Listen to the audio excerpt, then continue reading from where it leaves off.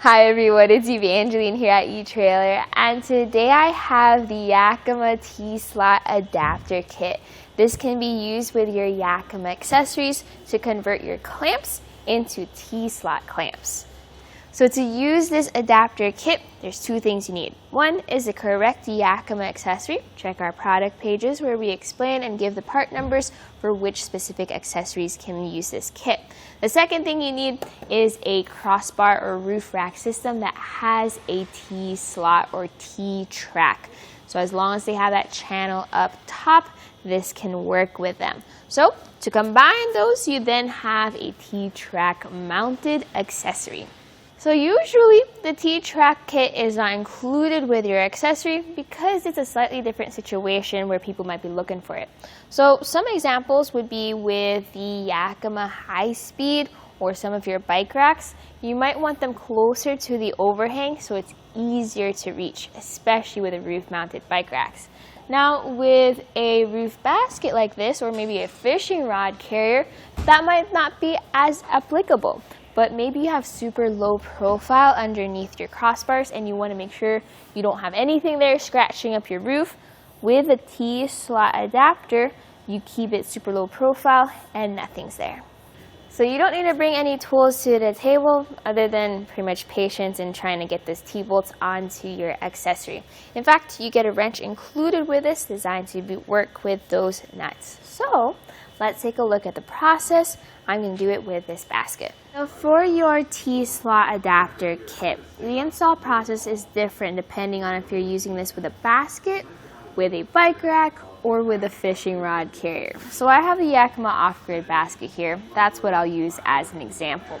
So you need to start by taking off your old clamps. We're going to start by unlocking this and then pushing out our retainer. So in this way we can flip up the clamp lever, take it out of its detents, and then we're going to take off this entire retainer by just pulling it until it slides off the tracks. And then I remove the metal clamps by just pulling them apart. And supposedly you can use a screwdriver to lift this up.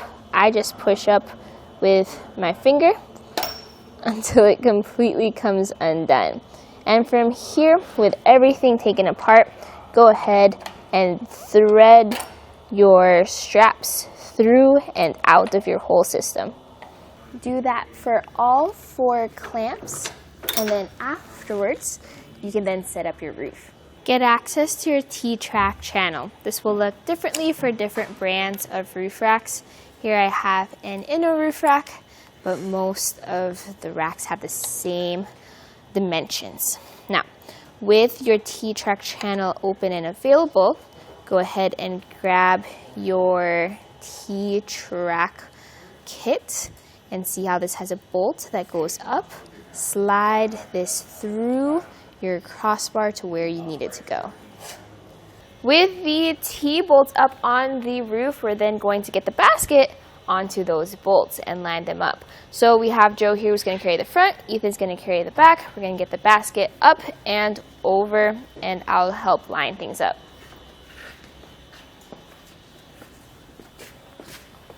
So once the basket is onto the crossbar, we are going to go for the front one and then the back one and just let it drop. Now I want it to be centered, so it's going to be a little bit of a struggle to push those T-bolts over to the center of the vehicle. Another way to do this too, to make it a little bit easier, is just put your off-grid basket anywhere you want, and then your T-bolts will follow. So here I have it centered on the vehicle. I pop my T-bolt down, and then I just lift the basket up to line up with the bolt.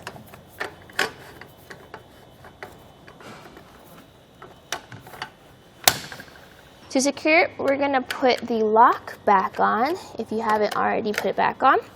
And then we're going to get one of these nuts.